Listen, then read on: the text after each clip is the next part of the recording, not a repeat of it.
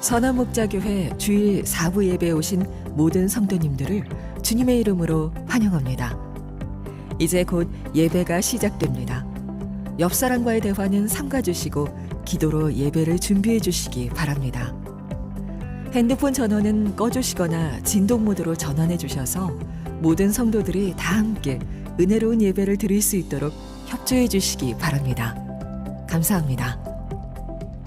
할렐루야. 거룩한 주일 주님을 예배하기 위해 예배 자리 가운데 나오신 모든 성도님들을 환영하고 축복합니다. 우리의 유일한 고백의 대상 되시는 그 주님 앞에 우리의 온 마음을 올려드리며 나아가길 원합니다. 이 시간 모두 자리에서 일어나셔서 우리 주님을 전심으로 찬양하며 나아가시겠습니다.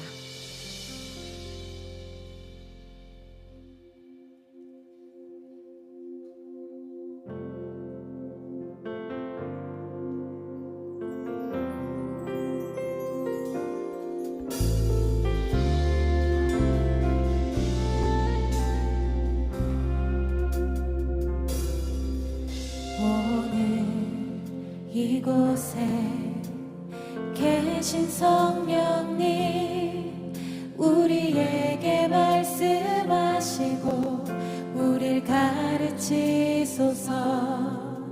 다친 우리 맘 열어주시고 주의 빛으로 밝혀 우릴 인도하소서. 오늘 이곳에 계신 성령님, 우리에게 말씀하시고 우릴 가르치소서. 다친 우리 맘 열어주시고 주의 빛으로 밝혀 우릴 인도하소서. 주님보다 앞서지 않고 겸손하게 주님의 말씀 기다리니 주님 손에 우릴 드립니다. 사랑으로 인도하소서. 오늘 이곳에 계신 성령님, 우리에게 말씀하시고 우릴 가르치소서.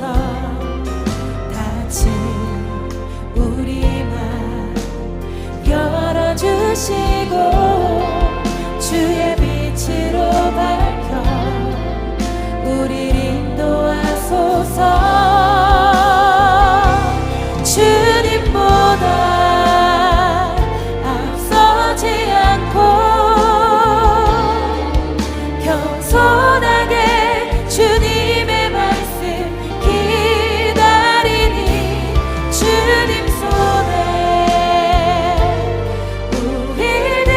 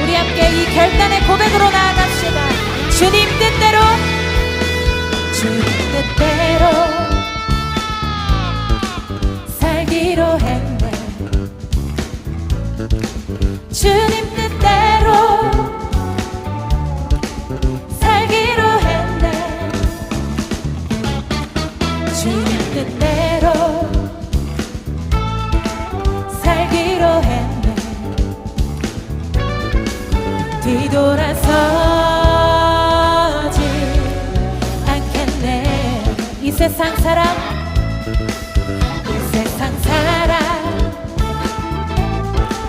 날 몰라줘도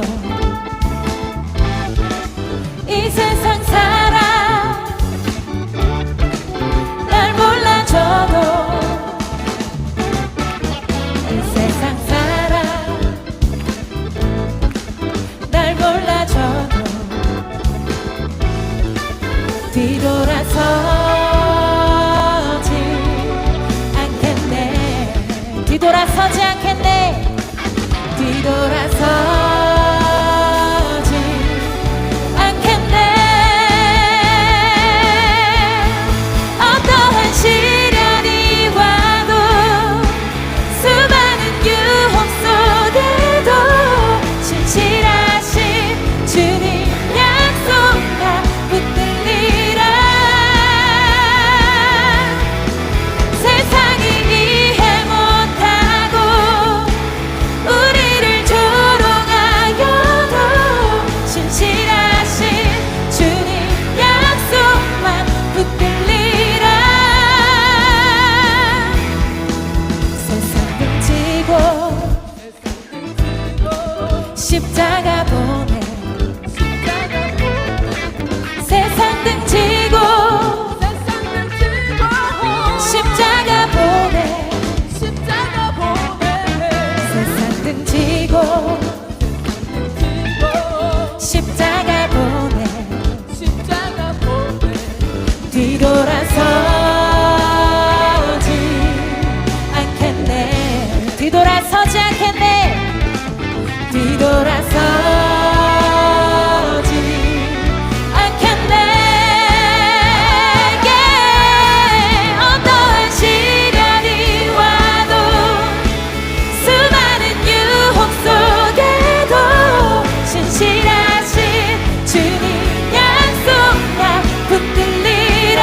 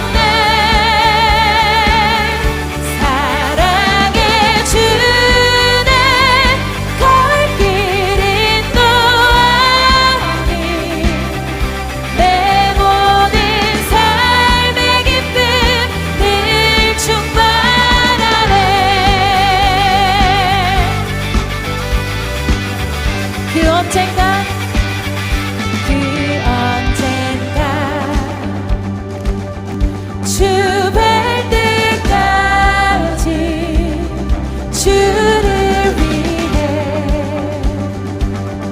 싸우리라. 승리의 길 멀고 험해도 주님께서 나에게 앞길지. 우리 승리의 주님 찬양합시다. 살아계신 주, 나의 참된 소망, 걱정 근심 전혀 없네. 사랑의 주네 갈 길이 또하니 내 모든 삶의 기쁨. 우리 한 번 더 고백합시다. 살아계신 주님을, 살아계신 주, 나의 참된 소망, 걱정 근심 전혀 없네. 사랑의 주네 갈 길이 또하니 내 모든 삶의 기쁨 늘 충만. 사랑의 주네 갈 길이 또하니, 사랑의 주네 갈 길이 또하니 내 모든 삶의 기쁨 늘 충만하네. 우리의 길과 진리 되시는 주님 찬양합니다. 할렐루야.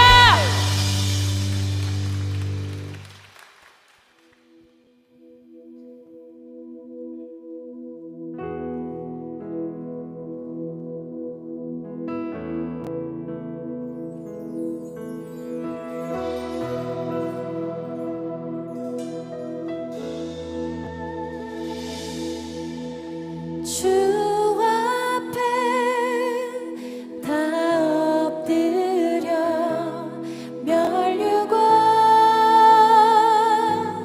드리네. 사랑과 자비하신 크신 주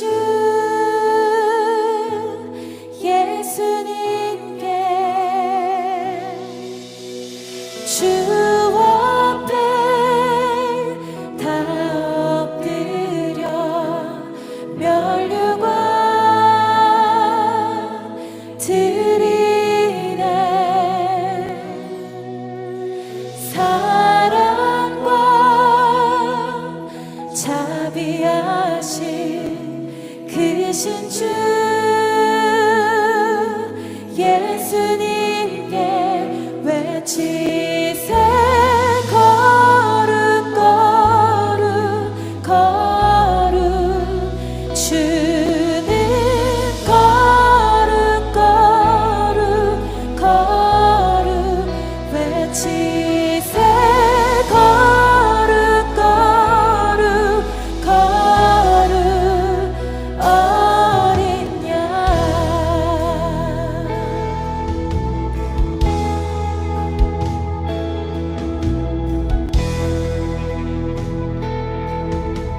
처음부터 고백합시다. 주 앞에 엎드려 주 앞에 다 엎드려 멸류관 드리네. 사랑과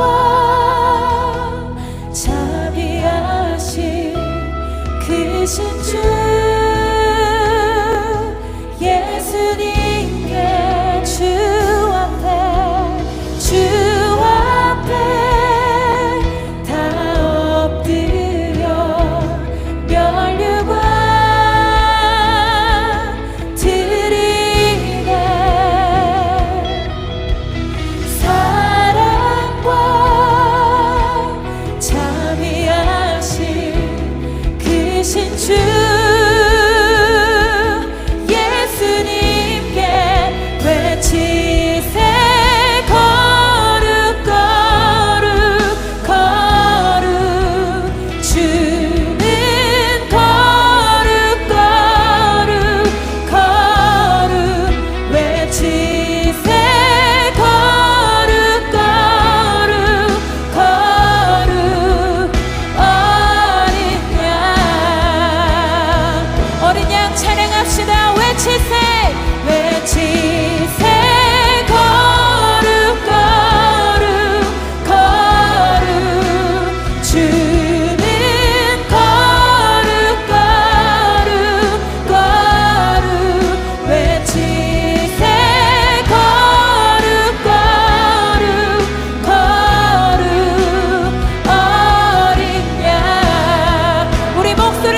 고백합시다. 외치세 외치세 거룩 거룩 거룩 주는 거룩 거룩 거룩 외치세 거룩 거룩 거룩 어린 양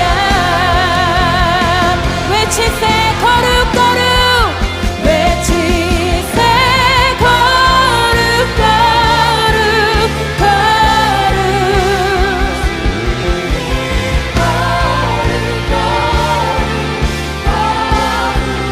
외치세 거룩 거룩 거룩 어린 양 우리 마지막으로 두 손 들고 고백합니다. 외치세 거룩 거룩 거룩 거룩 거룩 거룩 거룩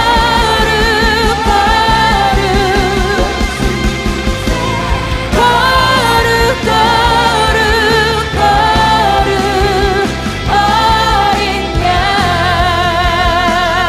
찬양 성부 성자 성령 찬양 성부 성자 성령 성삼위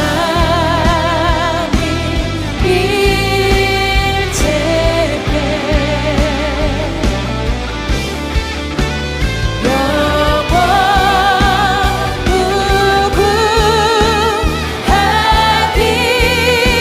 무궁하기까지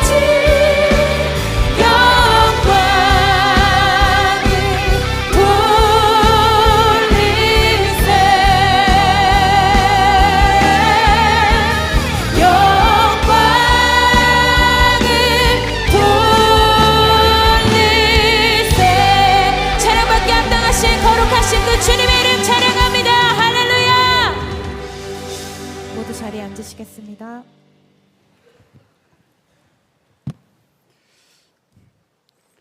우리와 함께 하시며 사랑과 은혜를 베푸시는 아버지 하나님, 오늘 거룩한 성일을 허락하시고 예배에 임하게 하시니 감사합니다. 주님의 거룩한 임재가 경험되고 주님께서 우리의 구원자이심을 선포하는 예배가 되게 하옵소서. 오늘 예배에 참여한 모든 성도들이 주님께 영광을 돌리며 주님께서 기뻐 받으시는 예배, 신령과 진정으로 드리는 예배가 되게 하옵소서. 날씨는 이상기온 현상으로 예년보다 일찍 더위가 찾아오고 있습니다. 피곤하고 지친 삶의 연속이지만 오직 주님만이 참 소망을 믿고 나아가기를 구하오니 저희의 영과 육을 강건하게 붙드시옵소서. 세계 열방 복음을 전하는 선교사들을 위해 기도합니다. 선교사님들의 가정과 자녀들을 지켜 보호하여 주시옵소서.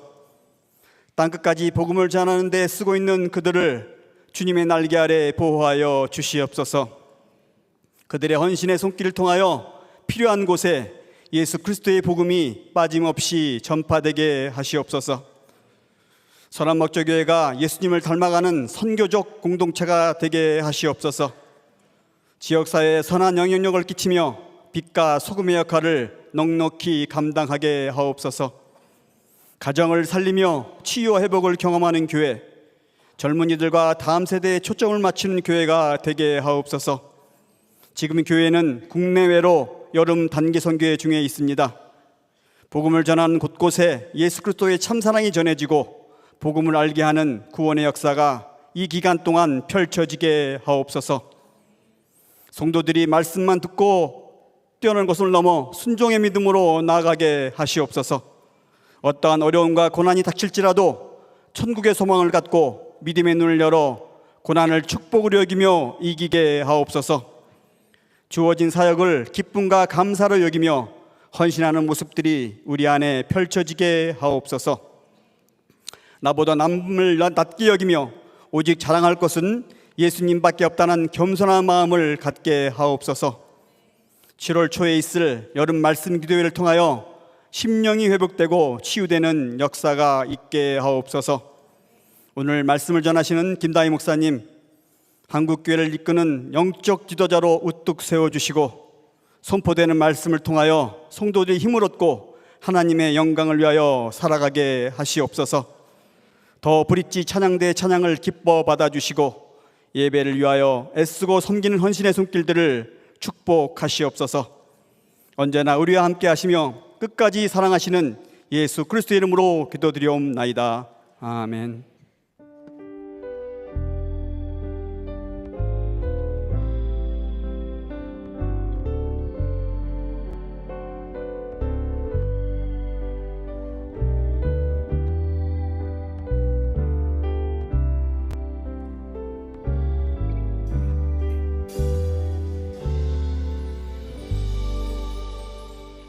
오늘 예배 가운데 세 분의 성도님과 한 명의 아이가 세례를 받습니다.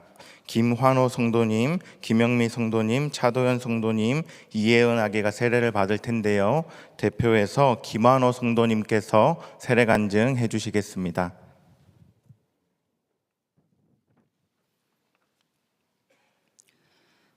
코로나가 시작되고 나서 이탈리아에서 힘든 시간들을 보내고 있었습니다.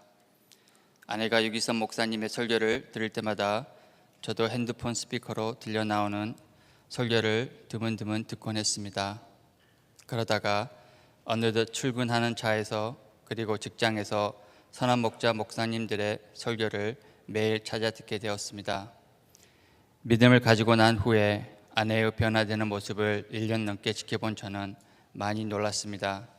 아내의 변화된 삶을 통해서 저도 믿음을 가지고 싶은 마음과 선한 목자 교인이 되고 싶은 마음이 간절히 들었습니다.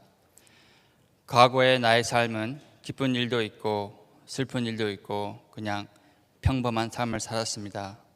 그리고 나는 삶의 많은 부분에서 돈이 최고라고 믿고 살았습니다. 이런 저의 삶이 다른 가정하고 특별히 다를 게 없다고 생각했습니다. 일반 한국 가족하고 다를 게 있다면 어릴 적 온 가족이 미국으로 이민을 가서 미국에서 자라왔고 직업의 특성상 여러 나라를 돌아다니며 살아보고 많은 것들을 경험할 수 있었던 것입니다. 그러나 항상 감사보다는 더 많이 가지고 싶은 욕심이 많았습니다. 아내가 신앙생활을 하면서 변화되는 모습을 보고 저도 하나님 앞으로 나아가야겠다고 마음을 먹었습니다. 신앙생활을 시작하면서 깨달았습니다. 오직 하나님만이 나를 구원해 줄 수 있고 나의 그 어떤 문제들도 다 해결해 줄 수 있다는 사실을 양육을 받으면서 너무나도 많은 깨달음과 은혜를 받았습니다. 나는 죄인이라는 점을 시인하고 인정했습니다.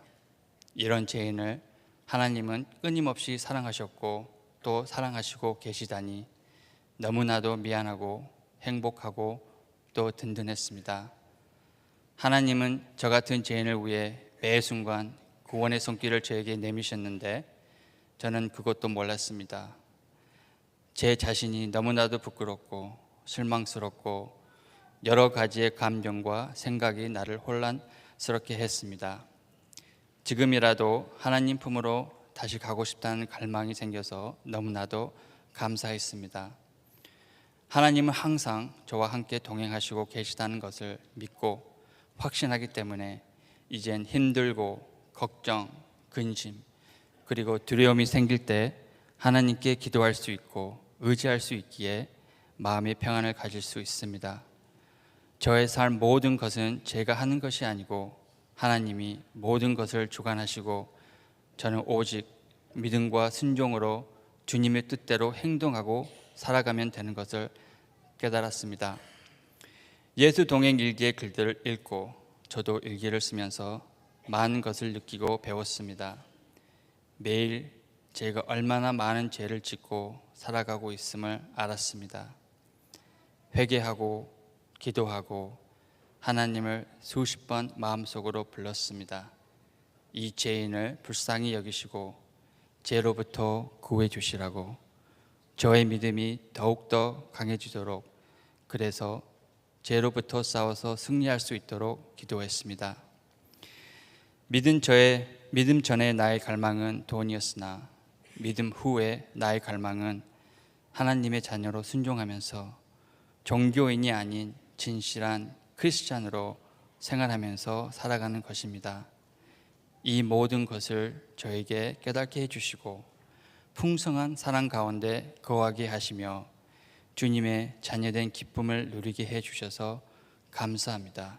주님 사랑합니다.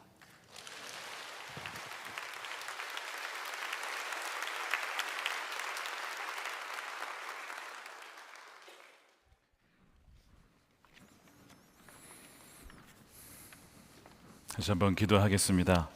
하나님 은혜 감사합니다. 김한호 성도, 김영미 성도, 차도연 성도, 이예온 아기를 이 시간 기억하여 주셔서 물로 세례를 베풀고자 할 때에 성령으로 함께 세례를 베풀어 주시옵소서. 저들의 입술의 고백과 간증을 받아 주시옵시고 평생토록 하나님과 동행하며 예수님의 성품을 따라 닮아가며 또한 성령을 따라 행하는 하나님의 백성으로 살아가게 하여 주시옵소서. 주님을 더 깊이 알아가는 기쁨을 주시고 또한 날마다 주님과의 사귐과 교제 가운데 하나님 이 어려운 상황 속에서도 하나님의 사랑 안에 거하며 그 사랑 안에 자라나는 하나님의 백성들로 하나님 살아갈 수 있도록 인도하여 주시옵소서. 축복하며 예수님의 이름으로 기도드립니다. 아멘. 우리 김한호 성도님 세례하겠습니다. 김환호, 내가 성부와 성자와 성령의 이름으로 세례를 주노라. 아멘.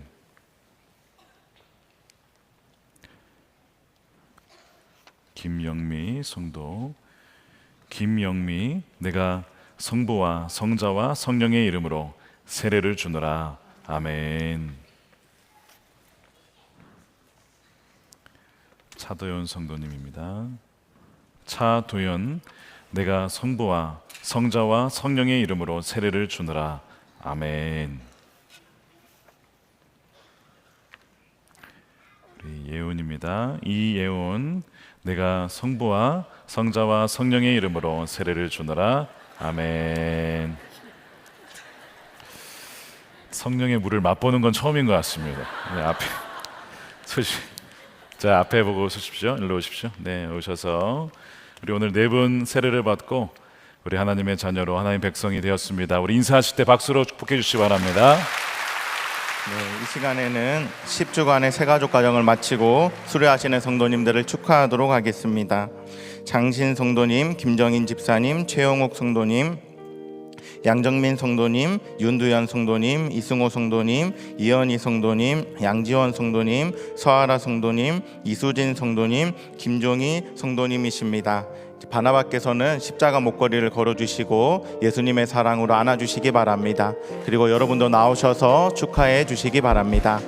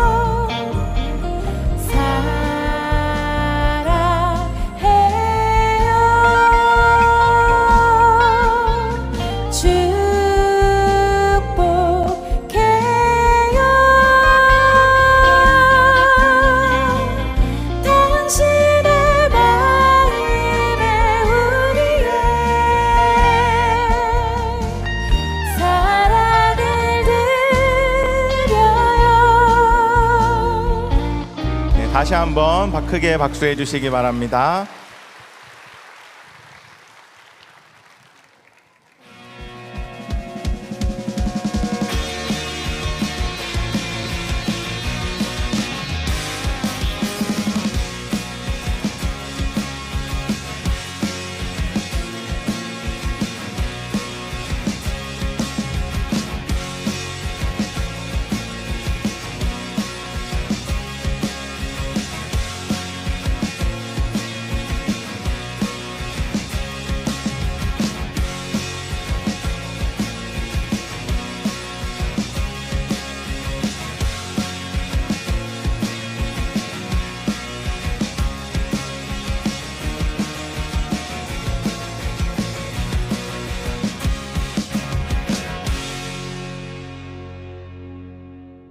교회 소식을 알려드리겠습니다. 다음 주는 맥추감사 주일입니다. 맥추감사 주일헌금은 분립개척교회 지원을 위해 전액 사용됩니다. 온라인과 현장에서 헌금해 주시기 바랍니다. 내일은 한몸 기도의 날입니다. 교회를 위해 함께 기도해 주시기 바랍니다. 속회방학이 시작됩니다. 말씀 함께와 예수 동행 일기를 통해 예수님과 동행하는 행복한 방학 보내시기를 바랍니다. 교회를 신실하게 섬겼던 온라인 교회 정진영 전도사, 재정 송명옥 간사가 사임합니다. 선한목자교회에 처음 오신 새가족 여러분을 환영합니다. 1층 새가족실에 가시면 교회 등록과 교회 생활에 대한 안내를 받으실 수 있습니다. 한 가지 광고 말씀을 드립니다. 말씀 함께 7월호가 발간되었습니다. 속회 방학 중에도 말씀 함께를 통해서 예수님과 친밀하게 동행하시는 성도님들 되시기 바랍니다. 낙권 구매는 1층 서점에서 구매하실 수 있고 정기 구독은 말씀 함께 홈페이지인 말씀함께.com에서 신청하실 수 있겠습니다. 이 시간 다 함께 하나님을 경외하는 마음으로 자리에서 일어서시겠습니다. 오늘 우리에게 주시는 하나님의 말씀은 사무엘상 13장 1절에서 23절의 말씀입니다. 봉독은 1절에서 2절, 8절에서 14절만 하도록 하겠습니다. 사울이 왕이 되었을 때 그의 나이는 30살이었다. 그가 이스라엘을 다스린 것은 42해였다. 그는 이스라엘에서 3,000명을 뽑아서 그 가운데서 2,000명은 자기와 함께 믹마스와 베델 산지에 있게 하고 1,000명은 요나단과 함께 베냐민 지파의 땅 기브아로 보내고 나머지 군대는 모두 각자의 집으로 돌려보냈다. 사울은 사무엘의 말대로 이랫동안 사무엘을 기다렸으나 그는 길갈로 오지 않았다. 그러자 백성은 사울에게서 떠나 흩어지기 시작하였다.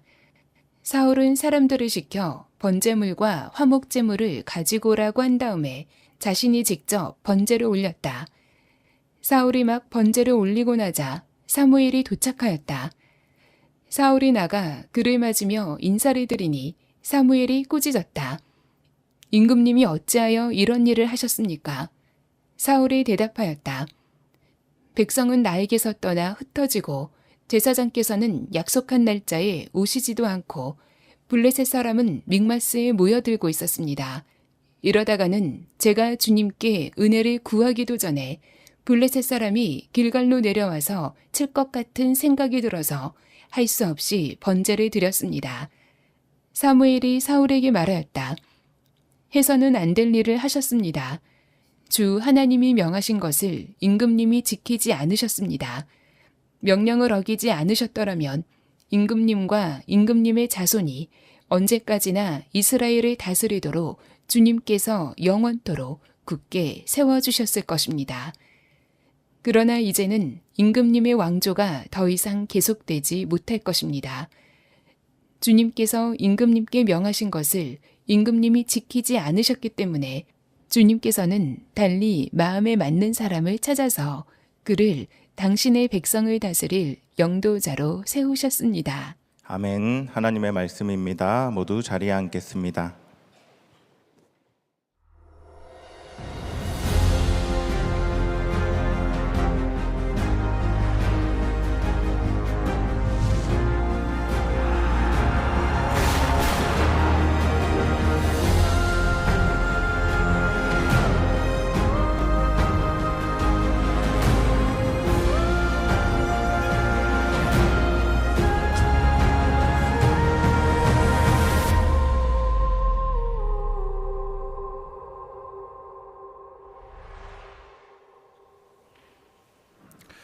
네, 6월 마지막 날 우리 사부 예배에 오신 여러분들 진심으로 환영하고 여러분들의 삶 가운데 주님의 평강이 넘치시기를 축복합니다.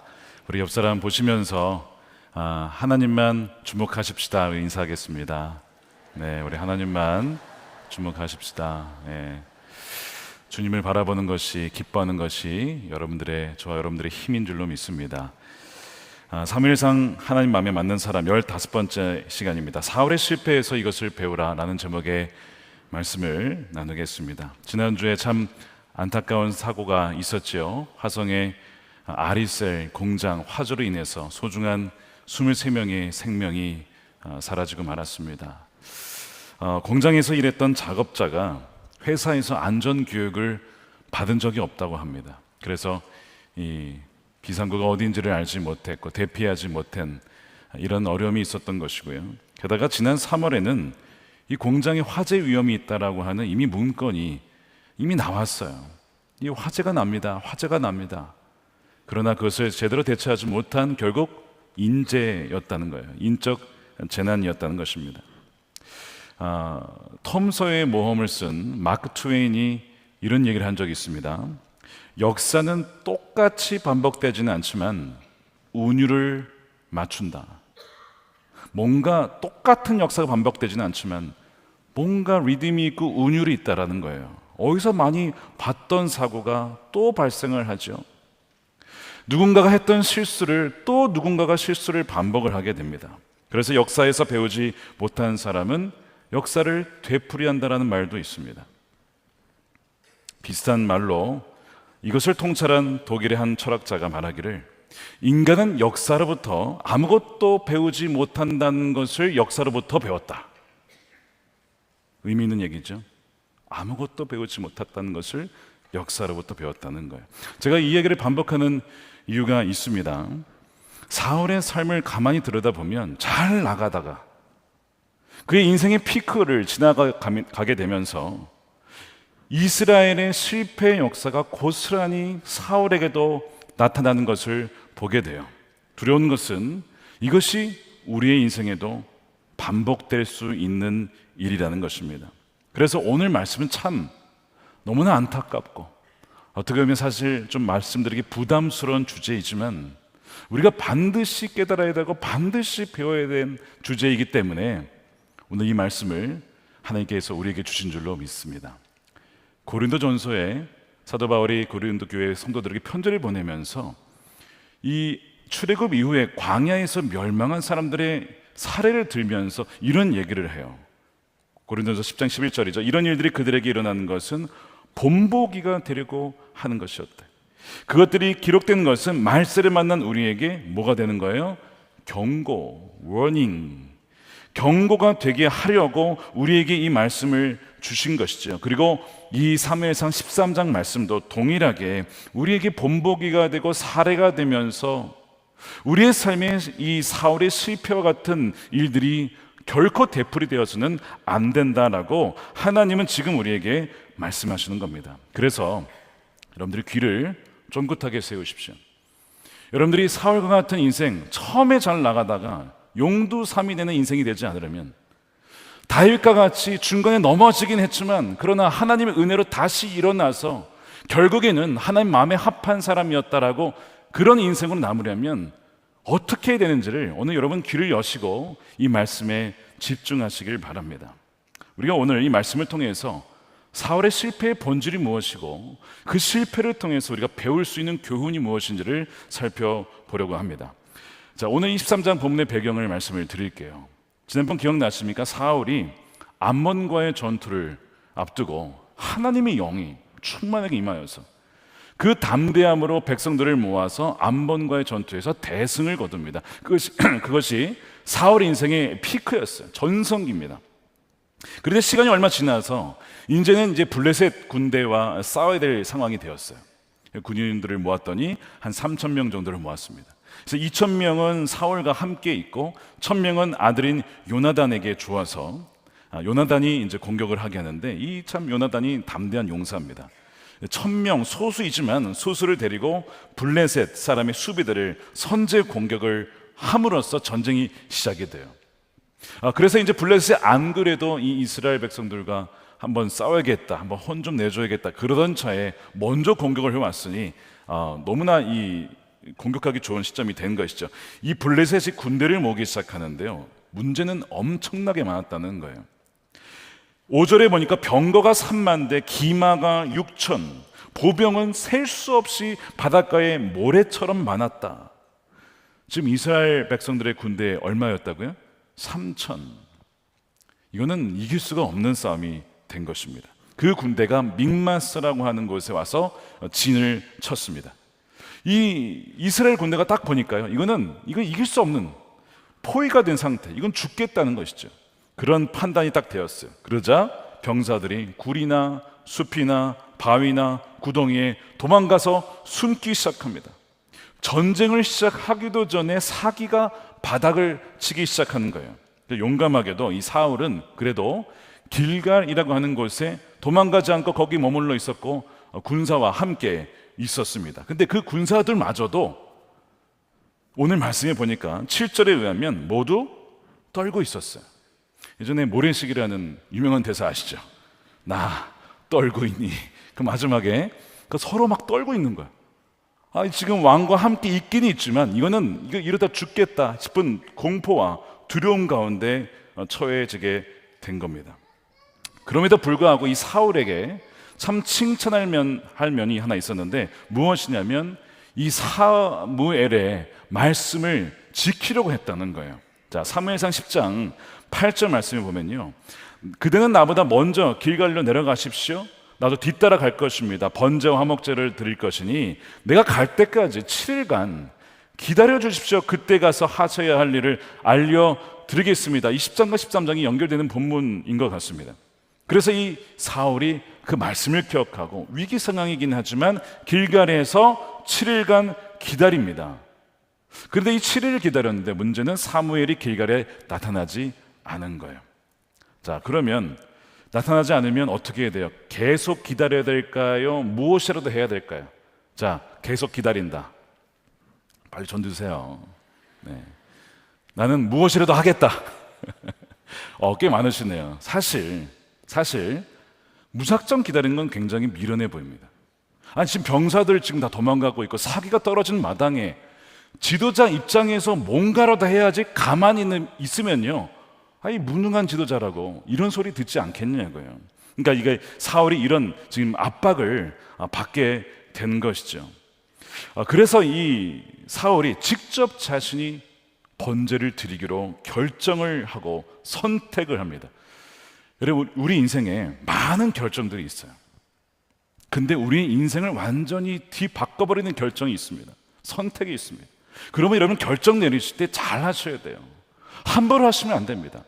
사울의 오늘의 이 결정은요, 너무나 안타깝게도 촛대가 옮겨지는 결정이었어요. 촛대가 옮겨집니다. 참 어리석은 결정을 내려요. 자, 9절 말씀 보세요. 사울은 사람들을 시켜서 번제물과 화목제물을 가지고 오라 한 다음에 자신이 직접 번제를 드렸다. 물론 이해는 가요. 하나님의 은혜를 받아야만 전쟁에서 이길 거 아닙니까? 그래서 하나님께 예배를 드리고자 했던 것을 보면 이해는 갑니다. 그런데 이렇게 번제를 드리고 나서 마침 사무엘이 딱 도착을 하네. 타이밍이 너무 기가 막히죠. 그래서 어떤 학자는 사무엘이 몰래 지켜보고 있다가 사울이 어떻게 하나 보자 이러다가 딱 들이잡아요. 거봐, 당신이 그럴 줄 알았다고. 성품이 사무엘이 그럴 사람은 아닙니다, 여러분. 사무엘이 도착했는데 마침 번제를 드린 다음에 이미 다 끝난 상황이에요. 사울이 사무엘을 맞이하죠. 오셨습니까? 근데 사무엘의 표정이 안색이 안 좋아요. 그러면서 이 사울을 책망하고 꾸짖기 시작합니다. 임금님, 어찌하여 이런 일을 하셨습니까? 이거는요, 혼내는 의미보다는요, 너무 안타까운 거예요. 여러분, 사무엘이 사울을 굉장히 좋아했던 거 아시죠? 굉장히 아꼈어요. 나중에 보시면요, 결국에는 사울이 왕위에서 이제 사실상 왕위를 잃거든요. 포지션은 있지만 하나님이 그를 바꿉니다. 그 사실을 놓고 얼마나 통곡하며 울었는지 몰라요. 아유, 잘 됐다 이렇게 한 게 아니라 그 사울을 위하여 밤새 울어요. 사무엘이 얼마나 사울을 사랑했는지 몰라요. 그러니까 이 말은요, 너무 안타까운 말을 하는 거. 어찌 왕이 이런 결정을 하셨습니까? 이렇게 얘기를 하는 것이죠. 사울은요, 나름 자기가 왜 이런 일을 했는지 세 가지 이유를 들어요. 근데 굉장히 그럴듯한 이유입니다. 첫 번째는 백성들이 나에게서 떠나 흩어지고 있다는 거예요. 기업으로 말하면 고객들이 떠나가고 계약이 안 되고 있어서 지금 매출이 줄어드는 상황이라는 것이죠.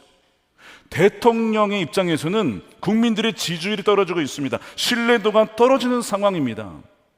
그렇다 보니까 가만히 있을 수가 없으니 번제로도 직접 자기가 드려야겠다 이렇게 했다는 것이죠. 그럴 수 있죠. 이게 첫 번째고요. 두 번째는 제사장 사무엘께서 약속한 날짜에 오시지 않았습니까? 아니, 왔으면 제가 기다렸죠. 안 왔으니까 제가 한 거 아닙니까? 이게 두 번째고요. 세 번째는 가장 중요한 이유인데, 블레셋 사람이 길갈로 내려와서 치면 우리 다 죽는 거 아닙니까? 그러니까 치기 전에 우리가 먼저 예배를 잘 드리고 그 다음에 전쟁을 하겠다, 이거였어요. 여러분, 뭐 틀린 말이 있습니까? 여기에 다 조목조목 보면 맞는 말들이에요. 그러니까 사울은 참 어떻게 보면 억울한 면들이 있습니다. 저를 포함해서 아마 대부분의 성도님들이 사울의 형편이었다면 사울처럼 하지 않았겠습니까? 무작정 기다렸겠습니까? 아마 사울과 같이 행동했을 가능성이 많으실 거예요. 문제는요, 사울은요, 자기가 궁극적인 왕이 아니었어요.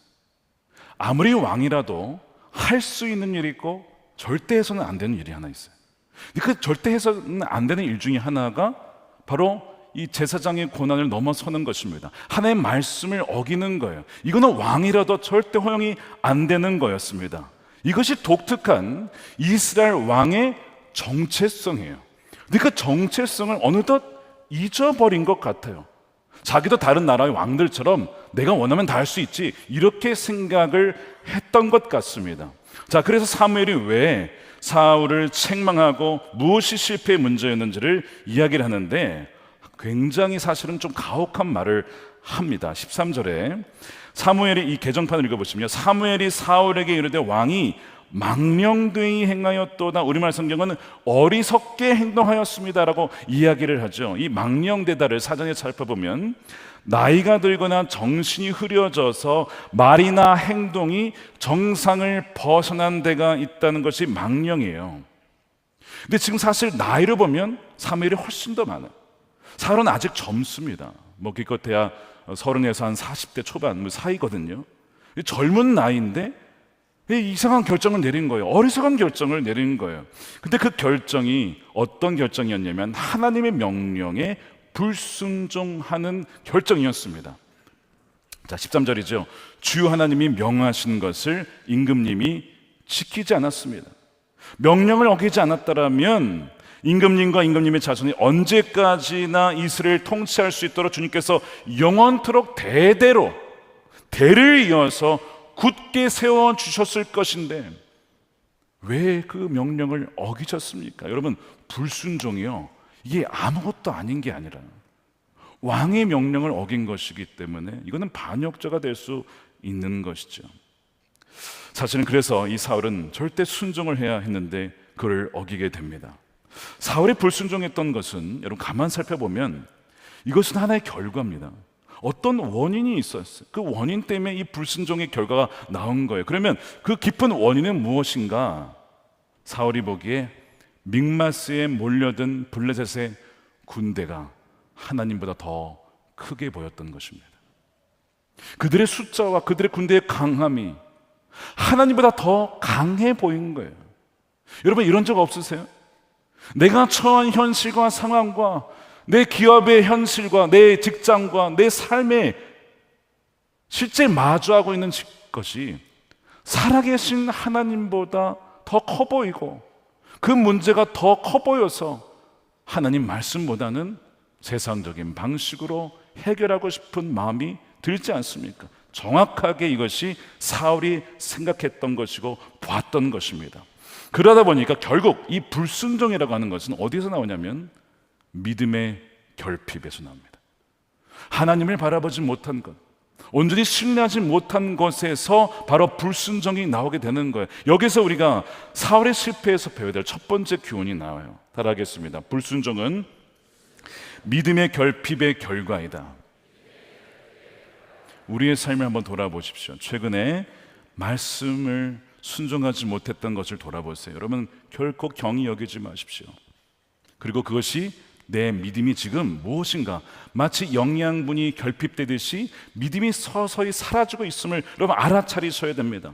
신앙생활에서 불순종이라고 하는 것은 내가 믿음을 지킬 만한 환경이 되지 않아서, 물론 그럴 수 있어요.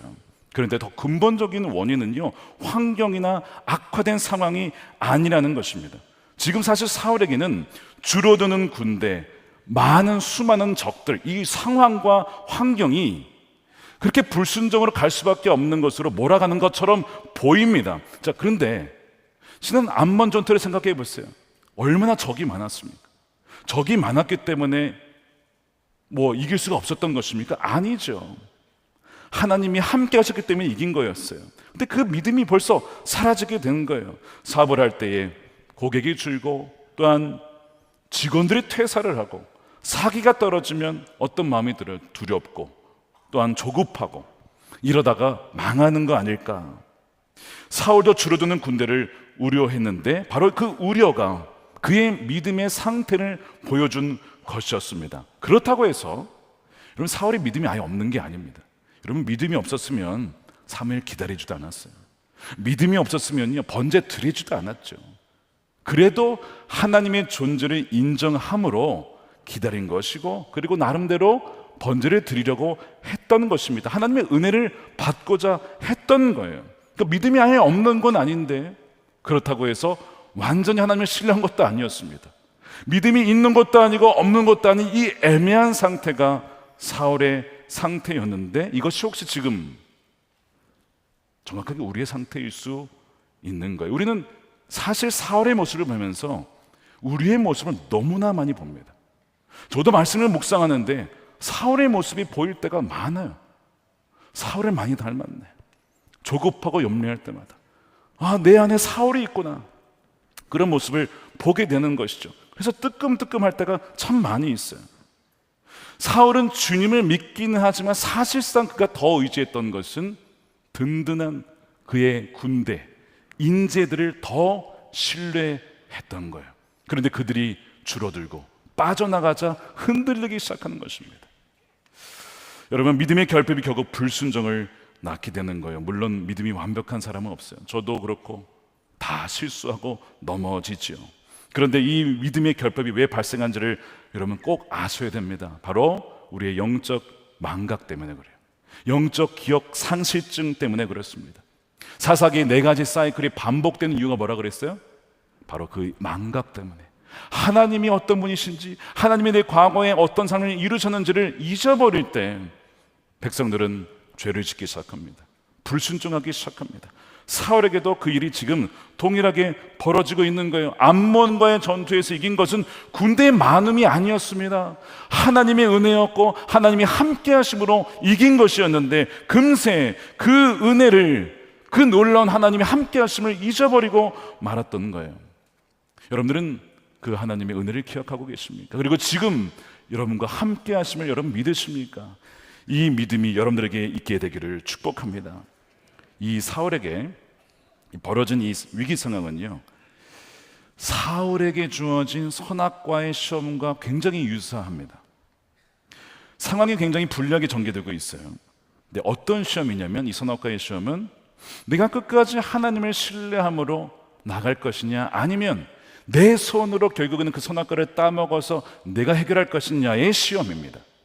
그래서 지금 사울에게 놓인 상황은 무엇이냐면, 사울이 하나님 아래에 그의 종으로서 하나님 아래의 왕이 될 것이냐, 아니면 하나님의 자리를 대신하여 내가 그 하나님처럼 될 것이냐에 지금 시험에 놓여 있는 상황이었던 거예요. 물론 사울은 그것을 잘 몰랐던 것 같아요. 만약 그걸 알았다면 그렇게 하지 않았겠죠. 그런데 사실은요, 이런 시험이 매일 우리의 일상에도 벌어집니다. 하나님의 뜻을 구하고 기도합니다. 근데 상황은 계속 압박해 와요. 여러 가지가 있을 수 있어요. 그게 자녀 문제이든 우리의 진료의 문제이든 그것이 경영의 문제이든, 그 상황 속에서 하나님의 지혜를 구하고 응답을 구하기보다는 이게 너무 오래 걸리는 과정처럼 느껴지니 내가 직접 문제를 처리하고 싶은 유혹을 우리는 얼마나 많이 받는지 몰라요. 여러분, 이것은요, 시련이자 동시에 시험, 테스트입니다. 하나님께서 우리를 보시는 거예요. 과연 얘가 이 상황 속에서 어떤 결정을 내릴까? 이 상황 속에서 과연 나에게 나올까? 나에게 와서 그 지혜를 구하며 나의 인도함을 받을까? 하나님도 궁금하세요. 하나님도. 근데 결국에는 사울은요, 자신이 직접 그 선악과를 따먹고 말죠. 이것이 가장 어리석은 그의 결정이었습니다. 사랑하는 여러분, 지금 이와 비슷한 형편에 계신 분이 계실 거예요. 믹마스의 포위 상황은 악화되고 매출은 줄고 함께하는 인자들이 떠나가고 준비 중인 프로젝트가 잘 진행이 안 돼요. 성과가 나지 않습니다. 지지부진합니다. 멈춰 있습니다. 어떻게 할 줄 모르겠는 거예요. 여러분, 이것이 길건의 선악과의 시험이라고요. 이때 여러분들이 어떻게 하는 거를 하나님도 보시는 것이죠. 바로 여기가 내가 하나님과 동행하며 그분 아래 주의 자녀로 주의 종으로 살지 아니면 하나님을 대신하는 내 스스로의 왕이 될지가 판가름 나는 분기점입니다. 그러니까 여러분, 함부로 결정하지 마십시오. 함부로 선택하지 마십시오. 미국에서 제가 목회를 할 때 코로나19가 터졌어요. 마지막에 비상이 걸렸습니다. 한국 교회도 어려웠죠. 소나목적에도 마찬가지였다고 들었습니다. 성도님들은 교회에 나오실 수가 없게 되었어요. 교회 재정이 줄기 시작했습니다. 온라인 사역을 전환하긴 했지만 그 위기 상황이 계속이 되는 거예요. 엎친 데 덮친 격으로 젊은이와 예배를 담당하시던 전사님이 갑자기 참 대단하셔요. 그 코로나 기간에 담임 목사로 청빙을 받으셨어요. 그걸 가시게 된 거예요. 너무 잘 됐습니다라고 축복해 드렸지만 저희로서는 너무 당황스러운 일이 된 거죠. 갑자기 예배 인도자가 사라졌어요. 그러니까 제가 사실 며칠간 잠을 못 잤습니다. 하나님, 이거 어떻게 해야 됩니까? 막 기도를 하는데 어느 날 이런 마음을 주시는 거예요. 다윗아, 내 삶과 목회에 주도권이 누구에게 있니? 주님께 있죠. 근데 왜 그렇게 걱정하냐? 누가 담임 목사냐? 주님이시죠. 근데 왜 네가 담임 목사인 것처럼 걱정하냐? 정말 다 맞는 말씀을 하세요. 주님은 언제나 맞는 말씀을 하십니다. 주님은 틀린 게 하나도 없어요. 주님은 우리가 모르지 않아요. 현실이 그렇다 이거죠. 현실이. 그래서 제가 하나님을 믿긴 하지만 좋은 인재를 찾고 구하는 것, 이 미국에서 구하기는 정말 어렵습니다. 보통 한국에서 모셔와야 돼요. 근데 한국에서 모셔오려고 하는데 코로나 때문에 비자가 닫혀 있으니 이게 안 되는 거죠. 하나님, 그거는 믿지만 지금 현실이 그렇지 않습니까? 근데 제가 보니까 하나님을 안 믿고 있더라고요. 그래서 그걸 회개하게 됐어요. 내가 사실 하나님 믿는다고는 하지만 내가 담임 목사처럼 행사하려 했구나. 그걸 회개하게 하셨어요. 그래서 어떻게 하게 됐냐면 7월 1일부터 14일까지 역대하 7장 14절에 보면 너가 스스로 낮추고 나의 얼굴을 구하며 그렇게 고백하며 구하면 내가 이 땅을 회복하고 고칠 것이다. 그 약속의 말씀을 가지고 정규인 금식 기도를 선포하고 14일간의 금식 기도를 시작했습니다. 1일차부터 14일까지 정말 하나님, 우리의 불신을 용서해 주시고 우리의 참된 예배가 회복되게 해주시고 정말 하나님께서 보내주실 목회자 열어주시고 보내주십시오, 이렇게 기도를 했는데 14일이 딱 되고 15일이 됐잖아요. 정말 저는 이게 지금 이런 일이 15일이 됐는데 막혔던 종교 비자가 열렸어요. 그때 15일 날. 그러면서 한국에서 이제 오시려고 하는 분들이 인터뷰를 본대요. 근데 그러다가 잠깐 열렸다가 다시 닫힙니다. 근데 그때 한국에서 모셔오려고 했던 목사님이 비자를 보셔서 통과가 된 거예요. 그래서 몇 개월 뒤 9월 달에 교회 오신 거 아닙니까? 그래서 그분이 들어오시게 돼서 젊은이를 맡고 예배를 인도하시게 됐어요. 더 놀라운 것은 무엇이냐면 제가 그 다음에 청빙 받을 때 그분이 후임 담임 목사님이 되셨어요. 그러니까 1년 전에 생각해 보면 하나님께서 미리 다 알고 계셨던 게 아닌가, 미리 예비하신 게 아닌가 싶을 정도로, 소름이 돋을 정도로 그 위기 상황이라고 생각했는데 하나님은요 다 보고 계셔서 다 걱정할 게 하나도 없구나. 우리는 내일을 알지 못하지만요 하나님은요 미리 다 보시잖아요. 그걸 하나님의 섭리라고 하잖아요. 섭리, 미리 보시고 provide, 제공해 주신다는 거 아닙니까? 여러분, 우리에게 영적 믹마스, 막 포위 상황이 있을 때에 그것이 시험임을 여러분 아셔야 됩니다. 그 시험을 믿음과 순종으로 통과하고 이기시는 여러분들이 되시기를 축복합니다. 두 번째 따라하겠습니다. 믿음의 결핍은 예배 변질에서 온다. 여러분, 이 믿음의 결핍은 아까 잊어버림, 망각에서 온다고 했는데, 이 망각은 결국 예배의 실패, 예배의 변질 때문에 일어나는 일이에요.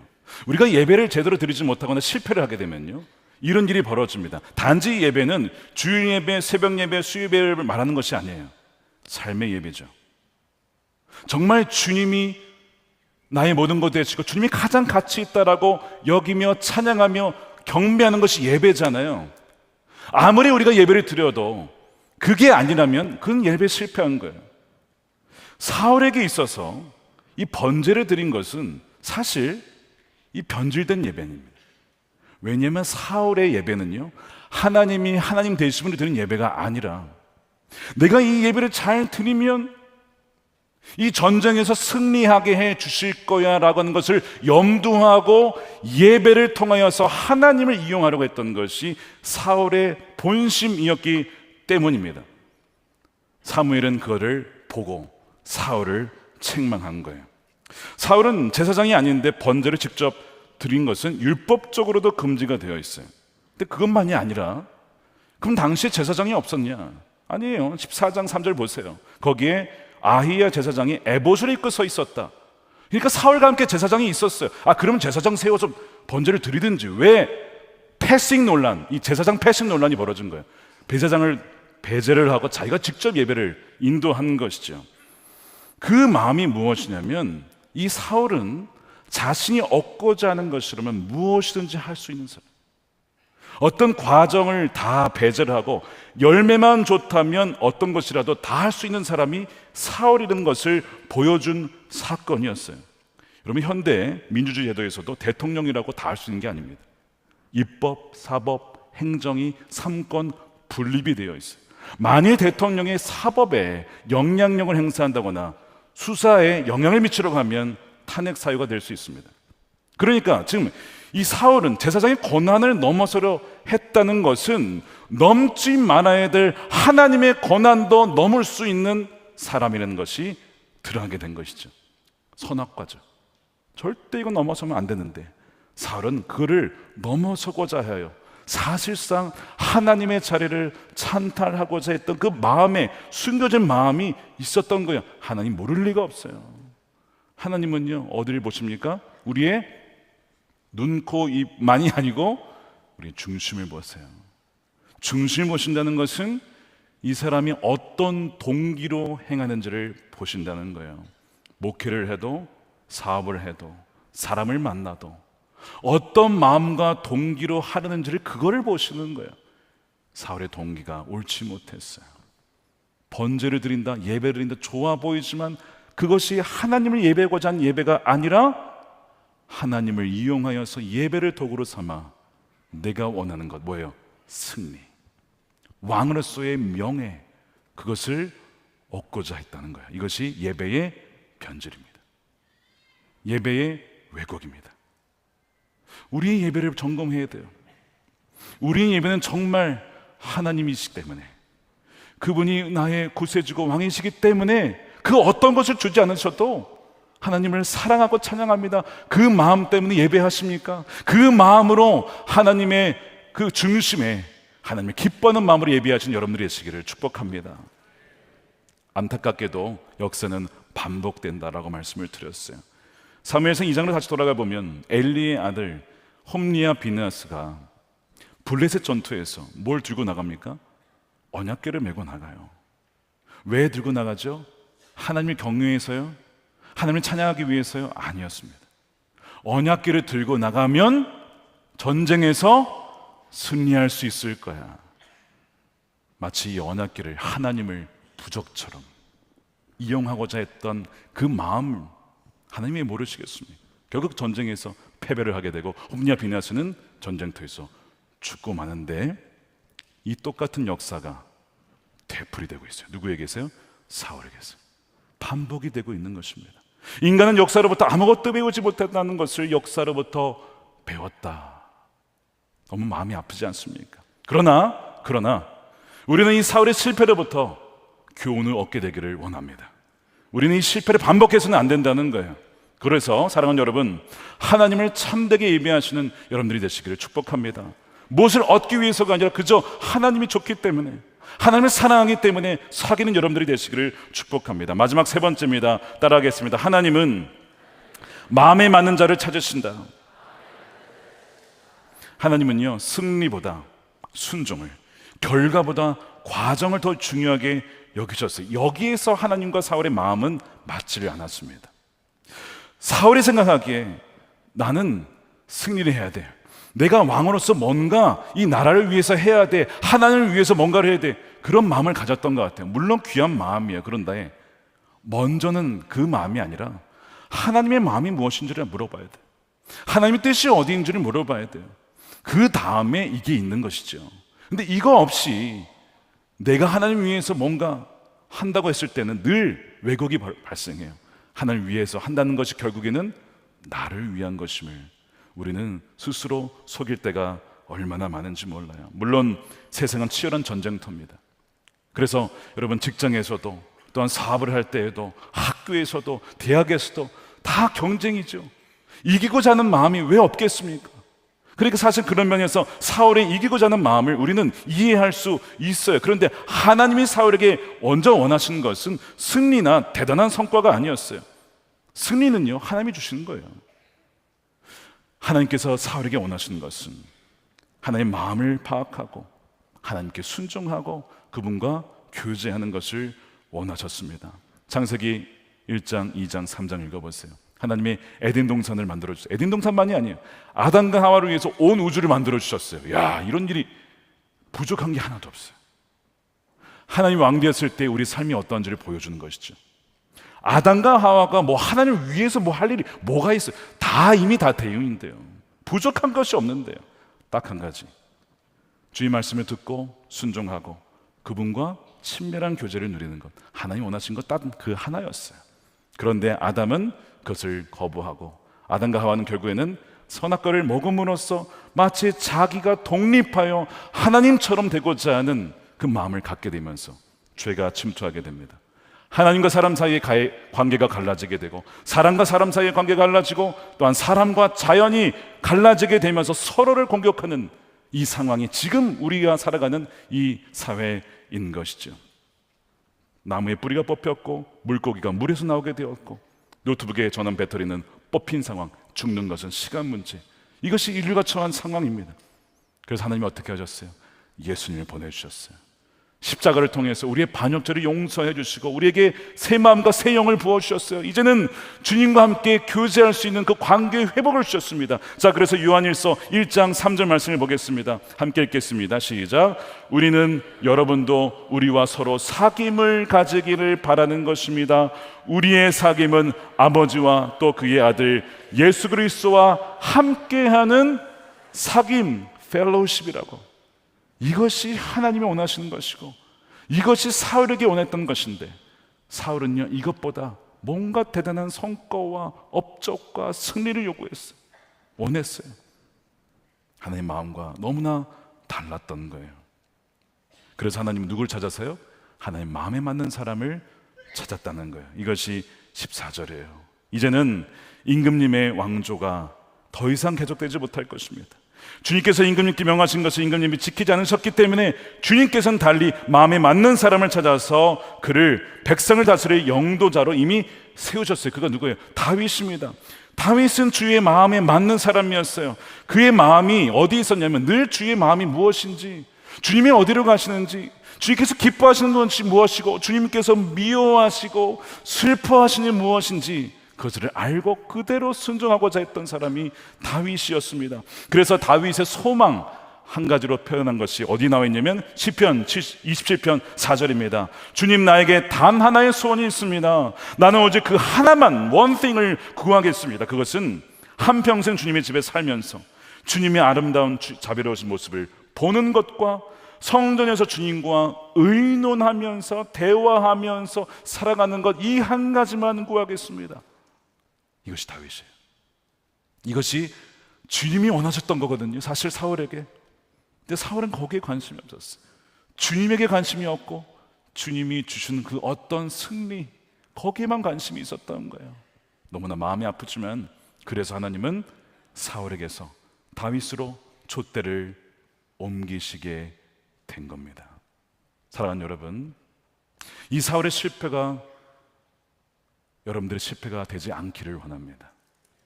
이 실패를 통해서 우리가 배우게 되기를 원해요. 역사를 통해서 아무것도 배우지 못하는 것이 아니라 이 사울의 삶을 통해서 우리가 배움으로써 주님, 우리가 한 가지 주님과의 친밀한 동행과 사귐을 통해서 날마다 주님 안에 거하는 그 마음에 맞는 자가 되기를 원합니다.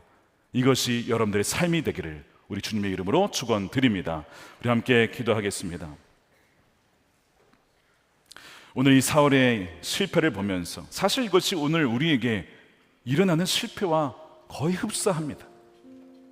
여러분, 우리가 얼마나 자기 마음대로, 우리 뜻대로, 멋대로 주님을 기다리지 않고 영적인 스피딩을 할 때가 얼마나 많은지, 과속할 때가 얼마나 많은지 몰라요. 내가 먼저 저질러 놓고 주님 알아서 해결해 주세요, 이런 경우가 얼마나 많습니까? 사실 우리가 사울이에요. 우리는 다윗보다 사실 사울에 훨씬 더 가깝습니다. 그러므로 오늘 이 사울의 실패를 반면 교사로 삼아서 불순종이 믿음의 결핍의 결과라는 것, 그 믿음의 결핍은 또한 예배의 변질에 시작됐다는 걸 알아야 돼요. 내가 지금 내 드리는 예배가 벌써 변질되고 있는 거 아닌가? 하나님의 하나님 되심에 또한 사랑하기 때문에 드리는 예배인가? 아니면 이 예배를 잘 드리면 내 사업이 잘 되겠지, 누군가가 잘 되겠지, 우리 자녀가 잘 되겠지, 그런 마음으로 변질되어 가고 있는지 우리는 살펴봐야 된다는 거예요. 감사하게도 오늘 이 말씀을 주신 것은 하나님 우리를 포기할 수 없기 때문에, 구약에서는 그런 일이 있을 수 있지만 이제는 성령이 오셔서 우리를 절대 그와 같이 버려두지 않는다고 하셨기 때문에 이 말씀을 주시는 것입니다. 사랑하는 여러분, 이 말씀을 들을 수 있는 귀가 열리게 되기를 원합니다. 우리가 기도할 때 주님, 사울의 실패를 통하여서 우리가 교훈을 얻게 해주셔서 그 마음에 맞는 사람으로 우리가 하는 자라가기를 원합니다. 동행하기를 원합니다. 함께 통성으로 기도하겠습니다. 살아계신 아버지 하나님, 감사합니다. 우리에게 아버지 말씀하신 것처럼 아버지 하나님, 사울의 모습이 우리의 모습인 것을 이 시간 돌아보게 하심에 감사를 드립니다. 하나님, 애틋한 마음으로, 애절한 마음으로 아버지 그 사무엘이 외쳤던 것이 바로 우리에게 하나님 주의 음성인 것을 믿습니다. 어찌하여 이런 망령된 일을 행하였습니까? 어리석은 일을 행하였습니까? 하나님, 우리가 얼마나 매일 어리석은 결정을 내릴 때가 많은지 모릅니다. 주여, 우리를 불쌍히 여겨주시고 우리의 잠들어 있는 영혼을 깨워주시옵소서. 주여, 살아나게 하시고 깨어있게 해주시고 날마다 주님과 동행함으로 하나님께서 원하시는 그 삶을 살아가는 우리 모든 백성들이 되게 하여 주시옵시고, 우리 매일의 삶 속에 진정한 예배가 회복되게 하여 주시옵소서. 예배가 살아나게 하여 주시옵소서. 삶의 예배가 회복되게 하여 주시옵소서. 하나님께만 영광이 되어 주의 은혜가 풍성하게 넘치게 되길. 살아계신 아버지 하나님, 오늘 귀한 말씀을 통해서 우리 영혼을 깨우시고 또한 듣게 하심에 감사를 드립니다. 우리가 사울이었음을 이 시간 고백합니다.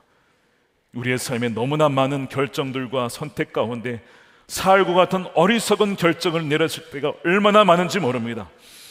그럼에도 불구하고 우리가 이렇게 살아있는 것은 하나님의 풍성한 자비하심 때문인 것을 고백하오니 주여, 그 은혜를 찬양합니다. 하나님, 영광 받아 주시옵시고 우리의 연약함을 불쌍히 여겨 주시옵소서. 아버지 하나님, 우리를 끝까지 사랑하시는 주님의 은혜로 말미암아 지금껏 살아왔습니다. 이제는 그 사울의 실패가 과거로 끝나게 하시고 오늘부터는 진정 날마다 주님께 묻고 주님만 바라보며 주의 음성을 들으며, 불순종의 원인이 믿음의 결핍이요 믿음의 결핍이 예배의 변질에서 왔다는 것을 알게 해주셔서 주일 공예배만이 아니라 우리 매일의 일생의 예배, 순종의 예배를 회복하는 우리가 되게 하여 주시옵소서. 주의 기뻐 받으시는 예배가 되어서 매일마다 주님과 동행하며 주님과 사랑하며, 그리하여 하나님의 그 놀라운 우리의 삶을 향한 뜻이 온전히 이루어지는 우리 사랑하는 우리 모든 성도님들의 삶과 가정이 또한 기업이 되게 하여 주시옵소서. 아버지 하나님, 이 시간 11조 감사헌금으로, 성경금으로, 구제헌금으로 구별해 주님께 올려드리며 우리의 전 인생을 다시 한번 구별하여 드립니다. 주의 기쁘신 뜻을 위하여 마음껏 사용하여 주시옵소서. 아버지 하나님, 병든 자가 있습니까? 힘든 자가 있습니까? 주의 치유의 은총을 더하여 주시옵시고 하나님, 강건함을 입고 성령으로 충만하여 언제든지 주의 기쁘신 뜻에 아버지 순종하여 나갈 수 있는 하나님 사랑하는 백성들이 되게 하여 주시옵소서. 이 나라의 지도자들을 위해서 기도합니다. 하나님의 통치가 이 나라에 임하게 해주시고 하나님의 주권이 이 나라에 임하여서 하나님을 경외하는 백성들, 지도자들이 세워지게 하여 주시옵소서. 아버지 하나님, 언제라도 하나님은 촛대를 옮겨줄 수 있는 분임을 알게 해 주셔서 두렵고 떨리는 마음으로 맡겨진 그 직책을 하나님 백성들과 이 나라를 위하여서 섬기며 봉사할 수 있는 지도자들이 되게 하여 주시옵소서. 남과 북이 복음으로 통일되게 하여 주시고 한민족 함께 하나님을 찬양하며 예배하는 날이 오게 하여 주시옵소서. 복음을 전하며 땅끝까지 가는 선교사, 보내는 선교사, 감당하는 우리 선교사님들과 또한 단기 선교팀, 또한 일상의 선교를 감당하는 우리 모든 성도들 가운데 하나님 기름 부어 주셔서 주님이 오시는 그 길을 예배하며 주님이 다시 오실 때에 착하고 충성된 종이라고 인정받는 우리 모든 성도들이 되게 하여 주시옵소서. 감사드리며 우리 구주 예수님의 이름으로 축복하며 기도드립니다. 아멘. 다 같이 일어나셔서 예배합니다. 찬양하며 봉헌 드리겠습니다.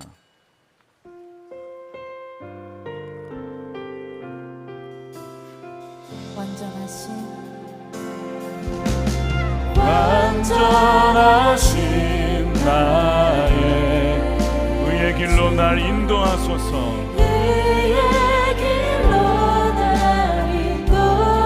행하신 모든 일 주님의 영광입니다. 주님의 영광 박영대하. 두 손 들고 찬양합니다. 예배합니다. 예배합니다. 찬양합니다. 주님만 날 다스려 주옵소서. 주님만 날 다스리소서. 예배합니다. 찬양합니다. 주님 홀로 높임 받으소서. 주님 홀로 높임. 부르신 곳에서 나는 예배하네. 부르신 곳에서 나는 예배. 어떤 상황일지라도 나는 예배하네. 부르신 곳에서 나는 예배하네. 어떤 마지막으로 한 번 더 찬양합니다. 부르신 곳에서 나는 예배합니다. 부르신 곳에서 나는 예배. 어떤 상황에도 나는 예배하네. 부르신 곳에서 나는 예배하네. 어떤 상황에도 나는 예배하네. 축복하겠습니다. 이제는 우리의 영원한 예배를 받으시기 합당하신 우리 주 예수 그리스도의 크신 은혜와 아버지 하나님의 풍성하신 사랑하심과 우리를 떠나지 아니하시고 그와 같이 버려두지 아니하시며 함께 하시는 성령님의 감화감동 내주하심이 온전한 순종의 예배, 어떤 상황 중에서라도 주님만을 신뢰하며 살아가기를 결단한 사랑하는 모든 성도들의 머리 위에 저들의 가정과 일터와 사랑하는 자녀들, 다음 세대 이 교회와 이 나라와 민족 가운데 영원히 함께 하시기를 간절히 축원하옵나이다. 아멘.